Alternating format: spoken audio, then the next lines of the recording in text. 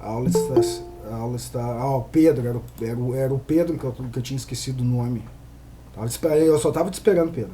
Não é, gurizada? Eu não disse, ó. Eu só tô esperando o Pedro chegar pra não começar sem guri, né? Né, pessoal? É, foi o que eu disse. Isso aí. Ainda bem que o Pedro chegou, então vamos começar esse negócio aqui. Isso que eu tava gravando, né? Mas eu sei editar. Então vamos começar. Boa noite, queridos alunos. Vamos para mais essa aula de biologia. Muito importante essa aula de biologia, tá?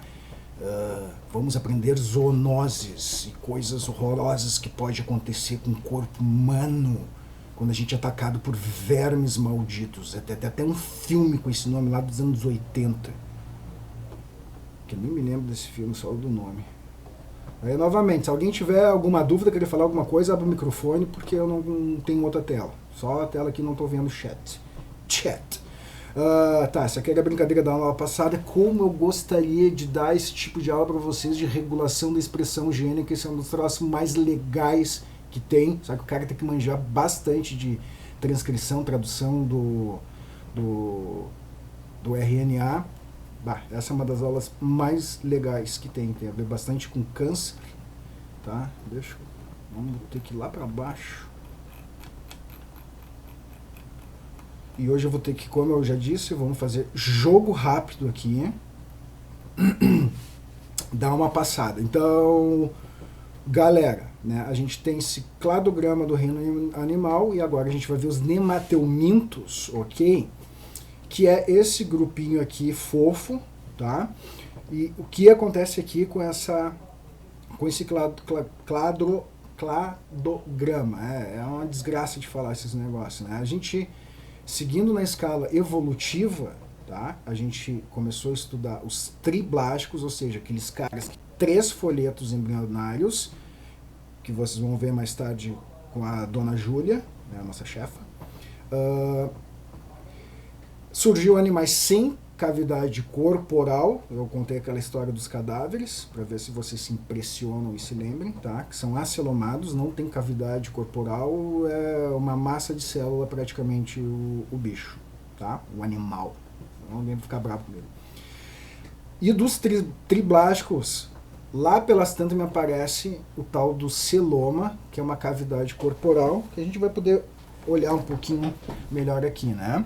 Só que nós vamos ter os pseudocelomados e os celomados. Os celomados vão ser os grupos com uma estrutura fisiológica e morfológica mais complexa, tá? De molusca, anelídea, artrópode e os nossos amigos equinodermos, que é um grupo que é bem, apesar de parecer bem simples, os equinodermos, eles são estruturalmente, filogeneticamente bem mais complexos, tá?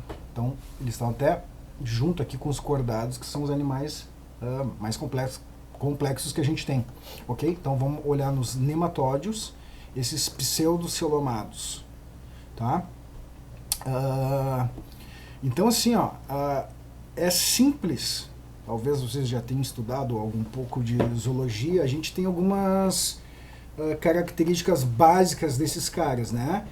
Corpo cilíndrico não segmentado. Por que está escrito dessa forma? Porque os plateumintos têm o corpo achatado, tá? São os vermes achatados. Daí a gente tem outro grupo que são os vermes cilíndricos, os nemateumintos, tá?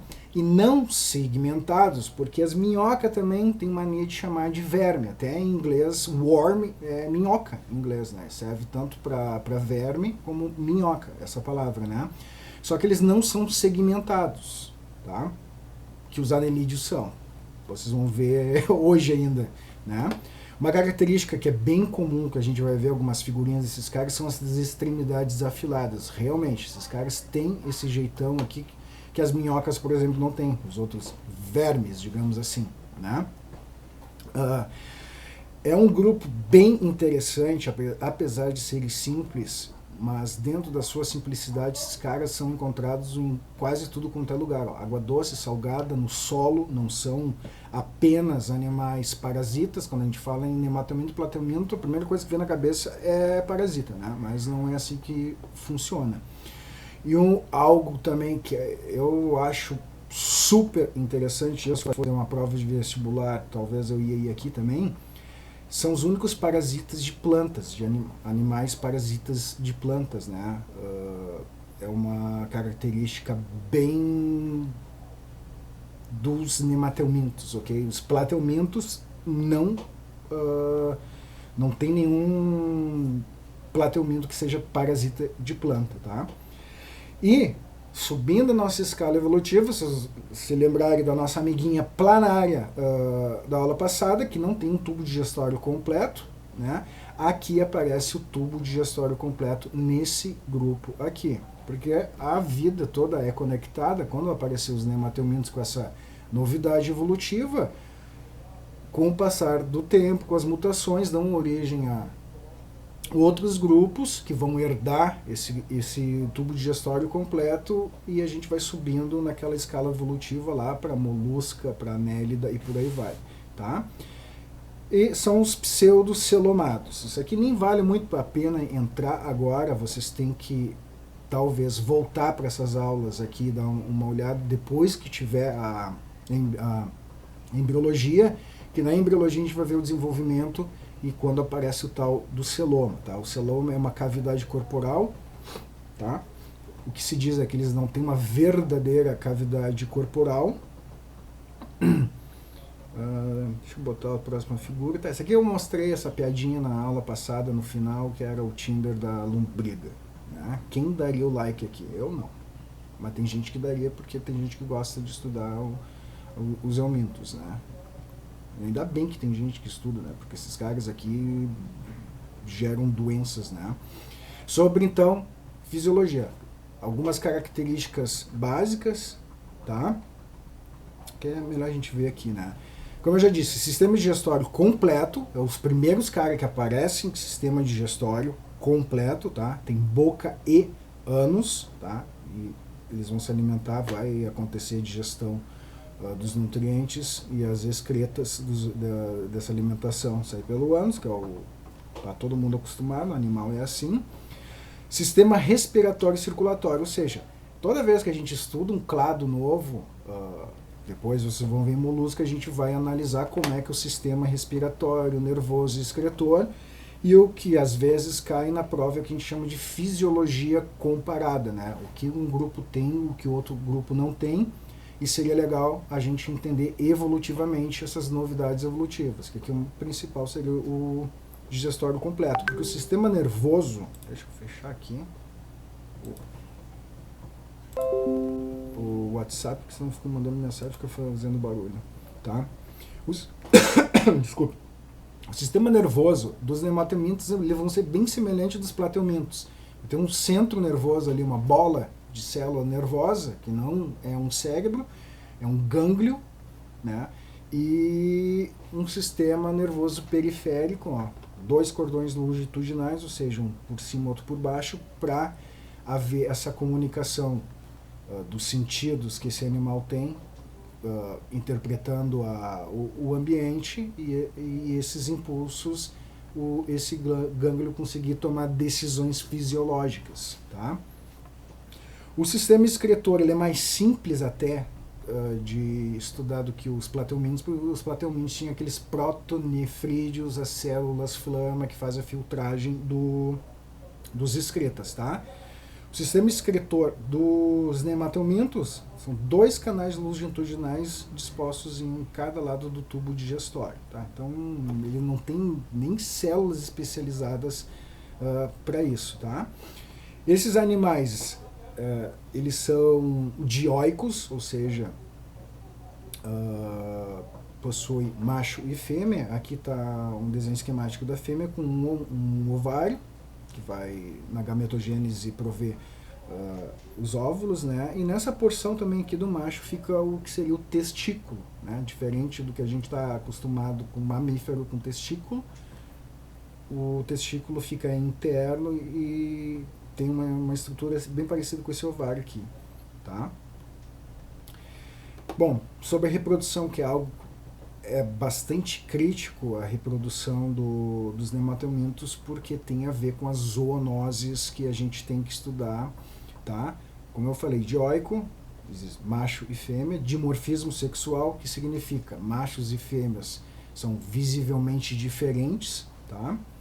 A fecundação interna, ou seja, a gente vai ver outros grupos de animais que a fecundação externa, ou seja, é no ambiente, né? A fecundação interna, o espermatozoide vai entrar no corpo da fêmea, os óvulos vão estar aqui e ela vai ficar grávida. E o tal desenvolvimento direto ou indireto que a gente já vai ver em alguns ciclos de vida. Zoonoses, então, dando uma corridinha aqui, não tem muito o que falar, de explicar, é mais de conhecer e tentar saber o que é uma coisa e o que não é. A gente tem a ancilostomose, que vem do gênero Ancylostoma, e é o que a gente chama de amarelão, tá? A palavra-chave para ancilostomose é filarioides, tá? Que é o nome das larvas desse cara. A gente vai ter aqui, ó, como eu tinha dito na aula passada, a profilaxia, ou seja, como evitar pegar a doença, depende de conhecer do ciclo de vida. Agora a gente vai ver uns ciclos de vida diretos, ou seja, que não possuem um hospedeiro intermediário, é só um tipo de hospedeiro. No caso da ancilostomose, estão no intestino, as fêmeas põem os ovos, eclodem, sai uma larva, os filarioides, tá? Essas larvas penetram na pele e então atingem pulmões e faringe e vão para o intestino delgado. A partir de conhecer esse ciclo, a gente começa a pensar saneamento básico para essas larvas não estarem disponíveis facilmente, né? Evitar contato direto, usar calçado, que não é muito caso, digamos, nosso, que a gente mora numa metrópole, mas isso no interior já é mais problemático, né? Lombriga, ou ascaridíase, que é do gênero Ascaris, tá? Ela tem um hospedeiro definitivo, que é o ser humano. Por favor, é uma brincadeira, tá? Não vão querer me corrigir aqui ou me fazer uma denúncia no Conselho Regional de Biologia que eu estou escrevendo errado. Principal forma da lombriga é a ingestão de alimentos contaminados. A lombriga também ela tem um ciclo de vida direto, tá?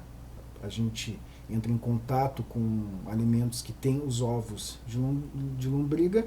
Esses caras conseguem sobreviver o nosso trato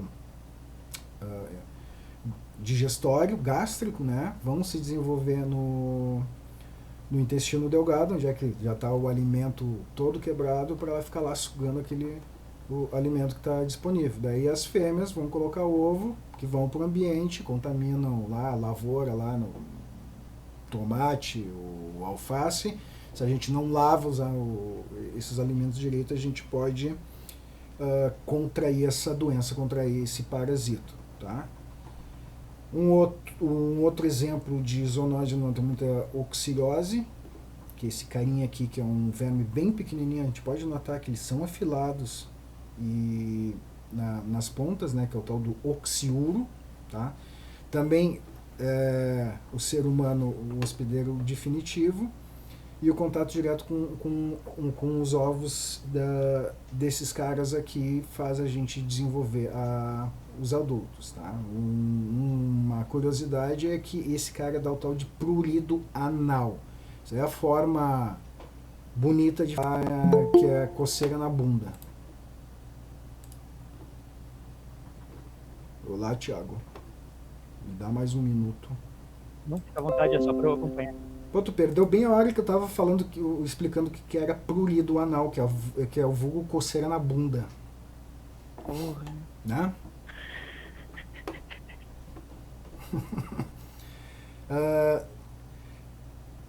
Que nem a ascaridíase e as lombrigas, a gente vai ter com essa uxoriose um ciclo de vida direto também aqui, não tem um hospedeiro intermediário, e as profilaxias vão ser semelhantes, a higiene lavar alimentos e por aí vai. E o saneamento básico de qualidade, que eu acho que serve para todas quase essas zoonoses, aparece essa história aqui. Por fim, a gente tem a filariose, que é uma tal de elefantíase, que é bastante famosa, vai aparecer em tudo quanto é livro de biologia, né? Que o culpado por isso aqui, esse cara com esse nome complicado, Voolkerichia bancroft, tá? E esse aqui é um exemplo, agora, primeiro, dos nematominos que a gente tem um ciclo de vida indireto com hospedeiro intermediário, que no caso é o ser humano. O intermediário é aquele que desenvolve as larvas e o definitivo é que se desenvolve a fase adulta desse parasita, tá? Para a gente entender qual é a profilaxia, de novo, a gente entender como é o ciclo de vida, né? É o nosso amigo mosquito Culex, do gênero Culex, ó, quando ele está infectado com esse cara aqui, vai cair na corrente sanguínea, vai ir para os nossos nódulos linfáticos e por aí vai, tá? E o próprio mosquito dessa espécie, quando pica a gente para se alimentar, também vai se infectar com as larvas desse cara, e esse cara vai se desenvolver, e esse é o ciclo, ok? Então, eu não vejo muita coisa para falar no tempo que a gente tem para deixar esses ciclos falar sobre esses ciclos de vida, tá? O que por último eu queria falar é o seguinte, o Thiago pode me ajudar aqui também. Sempre tem aquele que pergunta, né, para que serve isso? Para que serve da biologia? Para que serve da matemática, química, física e até os bichos, né? Porque a gente também tem aquela ideia, né, Thiago, de todo ser vivo tem uma função no ambiente, né? Mas isso por um lado é verdade, mas se a gente for analisar biologicamente, né, a serventia, entre aspas, né, a gente vê como é que esses animais, ainda mais os parasitas, se encaixam em comunidades, em ecossistemas. O que a gente está vendo aqui, eu acho que não deu tempo de ver na ecologia, hein, Thiago? Desculpa. Não deu tempo, não deu tempo. Então eu vou falar em 2 minutos uma das coisas que eu acho mais importante da ecologia, ao meu ver, né, que é a ecologia de população e o modelo exponencial e o modelo logarítmico, né? O que acontece? Quando um animal se divide em 2, se ele se dividir em 2 de novo, a gente vai ter 4, 8 e por aí vai, uma progressão geométrica, né? E o gráfico a gente chama de exponencial. O que acontece? Com o passar do tempo, os animais vão se dividindo e essa curva de crescimento tende ao infinito. Matematicamente tende ao infinito. É o que essa equação aqui quer dizer. O R quer dizer a taxa de crescimento e o número da população. Quanto maior o N, R vezes N, mais rápido, mais acentuado vai ser esse crescimento populacional. Esse crescimento populacional exponencial a gente não encontra muito na natureza. Tem algumas exceções aí, mas não é o que a gente encontra. Um modelo que a gente encontra bastante na natureza é o tal do logístico, que entra também com um conceito que a gente chama de capacidade de suporte. Ou seja, há um crescimento mais vigoroso com o tempo, só que quando se tem muitos indivíduos, a gente começa a ter competição intraespecífica dentro da espécie, e esses fatores que diminuem a natalidade e aumentam a mortalidade da população desacelera esse crescimento até ela atingir um equilíbrio, um número máximo de indivíduos dentro daquele ecossistema, daquela comunidade. É o que a gente chama de capacidade de suporte. Os parasitas, eles têm uma importância ecológica muito grande regulando o tamanho das populações, né? A equação aqui é o K menos N. O K é a capacidade de suporte, que é um número, né? Digamos, uma população pode ser 100, 1000, 1 milhão, dependendo do tipo de animal, né? Menos o tamanho da população dividido por essa capacidade de suporte, por esse número, vai dar essa baixada nessa curva aqui e estabelecer qual é o número máximo, tá? E os parasitas têm um papel bem importante aqui também, porque os parasitas eles se alimentam dos nutrientes do seu hospedeiro, diminuem a fecundidade, aumenta a mortalidade, né? E isso, baixo número, não deixa as populações chegarem num crescimento exponencial, que quando a gente tem exemplos de crescimento exponencial, sempre dá algum desequilíbrio ecológico ou algum problema. Daí a gente teria que analisar isso com mais detalhe para entender melhor, mas eu acho que cabia falar aqui sobre o crescimento exponencial e logístico, que eu acho bem legal, eu acho que um dos tópicos super fundamentais da própria biologia, tá? Então eu vou me despedir.